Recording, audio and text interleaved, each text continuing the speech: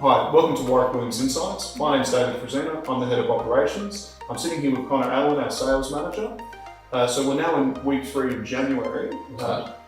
Yeah. So CONOR, why don't you tell us what we're seeing in the market at the moment? Yeah, it's been quite a surprising start to 2021. Of course, we had an interesting finish to 2020 where we had quite a bit of activity. There was a lot of buyer urgency, particularly in that October, November, December sections of the last quarter of 2020. We have seen that filter on into our January, particularly in the last 2 weeks. We've started our open inspections a little bit earlier than most agencies, I would say, in the area, and it's certainly paying off dividends. We've seen on average anywhere between 25 to 30 groups coming through our open homes, whether it's homes or apartments. So it's been really surprising and very nice to know that we got off to a good start, and we hope it remains for the next year.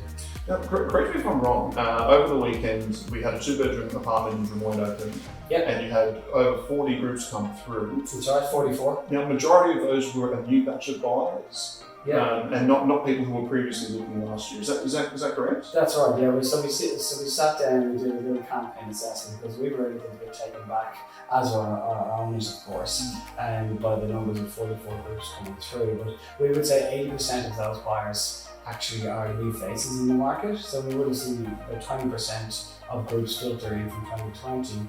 But the great thing is it's showing that there's a new wave of buyers that we do traditionally see in the early stages of the year. But of course, it's been exaggerated, I think, given the urgency of what happened, and a lot of the media at the moment, particularly over that Christmas period, have been saying that they're forecasting an increase in prices across the Sydney range. So it is creating that urgency with buyers.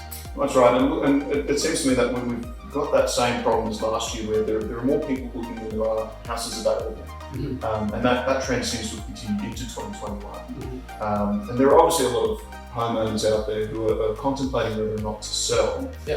So what would your advice be to them? Are they better off putting their home on the market sooner rather than later, or where do you see that playing out? Well, the big thing for any homeowner is, have we made some sort of profit or positive yield on our property since we purchased? And I suppose you look back at the data, and we did this morning when we went through, and we assessed certain sections of the market, and yes, we've seen a 1 to 2% increase in our apartments, particularly in Drummoyne.